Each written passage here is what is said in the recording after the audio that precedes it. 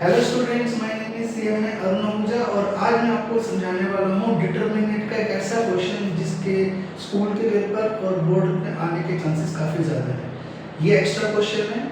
आपको इस क्वेश्चन को समझने से पहले डिटरमिनेंट चैप्टर आना चाहिए बुक का, स्पेशली एग्जाम्पल 19 आना चाहिए डिटरमिनेंट का। क्यों? क्योंकि उसी के बेस पर ही ये क्वेश्चन है, बट वो इजी क्वेश्चन है, ये थोड़ा सा डिफिकल्ट है। अब बच्चा क्या है कि एनसीईआरटी के पे जाएगा, उसको एग्जाम्पल 19 आता होगा, बट अगर ऐसा क्वेश्चन आएगा तो उसको दिक्कत हो सकती है। तो आइए इस क्वेश्चन को स्टार्ट करते हैं। आपके सामने क्वेश्चन है, मैट्रिसेस दे रखा है, बी दे रखा है। आपको पहले क्या निकालना है, ए बी फाइंड करना है और फिर उसके बाद इसका सॉल्यूशन निकालना है, मतलब एक्स वाई जेड की वैल्यू निकालनी है। ठीक है, तो अब मैं इस क्वेश्चन को प्रॉपर पूरा मैं करवाकर इसका जो मेन पार्ट है वो बताऊंगा। मैं होप करके चलता हूँ कि आपको डिटरमिनेंट चैप्टर आता होगा। ठीक है, तो सबसे पहले आप क्या करेंगे, ए बी निकालेंगे। ए बी के लिए इस मैट्रिसेस को इस मैट्रिसेस से क्या कर देना, मल्टीप्लाई। तो जब आप ए मैट्रिसेस यहाँ लिखेंगे और बी मैट्रिसेस यहाँ लिखेंगे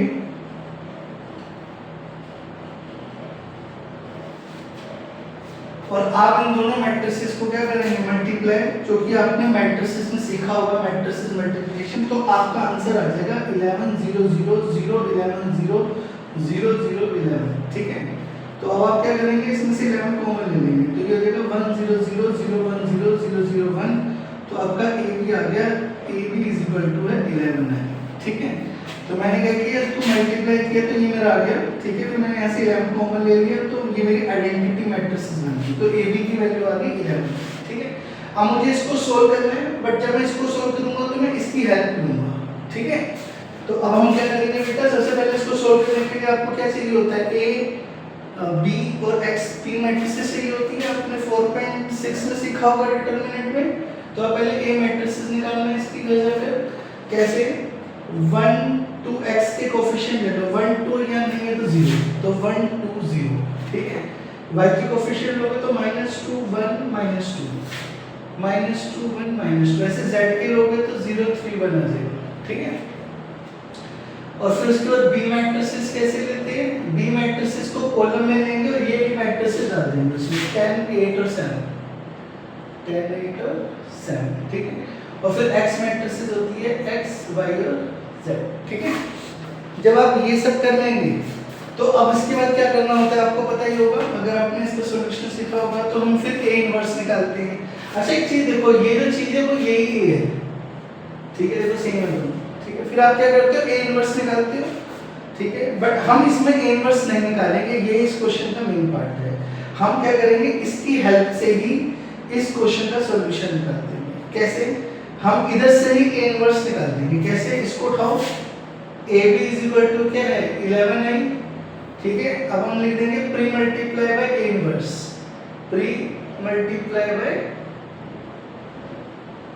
a इनवर्स, दोनों तरफ a इनवर्स से प्री मल्टीप्लाई कर देंगे। तो हमने यहाँ पर a इनवर्स से क्या कर दिया, मल्टीप्लाई। a इनवर्स a क्या होता है, I होता है आइडेंटिटी मैट्रिसेस, और a inverse into identity matrices, a inverse ही होती है आइडेंटिटी मैट्रिसेस इनटू b होता है, और इसको उठा के नीचे ले जाएंगे। तो ये आ गया आपका a इनवर्स की वैल्यू। तो अब आपको a इनवर्स निकालना नहीं पड़ेगा, जैसे आप a इनवर्स निकालते थे ना ऐसे, अगर आप a इनवर्स कैसे निकालते थे, adjoint a divided by determinant a, NCERT में ऐसे निकालते थे। अभी आपको निकालना ही नहीं है, क्योंकि a इनवर्स की वैल्यू आ गई है b मैट्रिसेस डिवाइडेड बाय 11। तो मैं निकाल देता हूं, b मैट्रिसेस आपकी ये रही, इसको 11 से डिवाइड कर दो तो a इनवर्स आ जाएगा। तो इसको मैं सीधा 11 से मैं डिवाइड कर देता हूं। ठीक है, तो बाहर लिख दो 1/11। ठीक है, और ये मैट्रिसेस लिख दो साथ में, 7 -2 -4 2 1 2 6 -6 -3 और 5। तो बेटा देखो ये आपकी आ गई है a इनवर्स मैट्रिसेस। ठीक है, अब उसके बाद तो आपको एनसीईआरटी ही करना है, क्योंकि अब आप क्या करोगे, अगर आपको पता हो तो अब ax क्या करोगे, आप b करोगे जो आपको एनसीईआरटी में सिखाया गया है। फिर pre multiply by a inverse, आप a इनवर्स से क्या कर देंगे, प्री मल्टीप्लाई कर देंगे। अब ये क्या हो जाएगा, a inverse pre multiply by a inverse कर दिया। a इनवर्स क्या होता है, I, और I इंटू एक्स मैट्रिसेस क्या होता है एक्स मैट्रिसेस।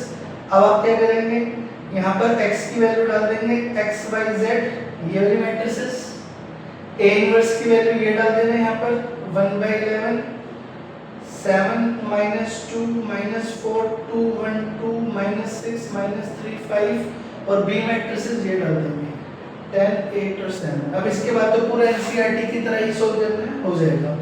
मेन पार्ट है ये, this is a very important part जिसके लिए क्वेश्चन किया गया है कि जरूरी नहीं है कि आपको A इनवर्स इसी फॉर्मूले से निकालना है, क्योंकि हेंस का मतलब है बाय यूजिंग दिस आपको x y z की वैल्यू निकालनी है। तो मैंने इसको उठाया और A इनवर्स से दोनों तरफ क्या कर दिया मल्टीप्लाई कर दिया, प्री मल्टीप्लाई। A इनवर्स से I होता है, A inverse into I, A inverse होता है I इनटू D, B होता है और B को 11 से डिवाइड कर देंगे तो A इनवर्स आ जाएगा। तो अब सीधा A इनवर्स आ गया, आपको इस फॉर्मूले से निकालने की जरूरत नहीं है। I मतलब आइडेंटिटी मैट्रिसेस जिसको हम यूनिट मैट्रिसेस भी बोलते हैं, जो होती है 1 0 0 0 1 0 0 0 1। ठीक है, ये बहुत ही इंपॉर्टेंट क्वेश्चन है। आई होप आपको समझ आया होगा। अगर आपको समझ आया तो इस वीडियो को लाइक शेयर और सब्सक्राइब कीजिए। Thank you.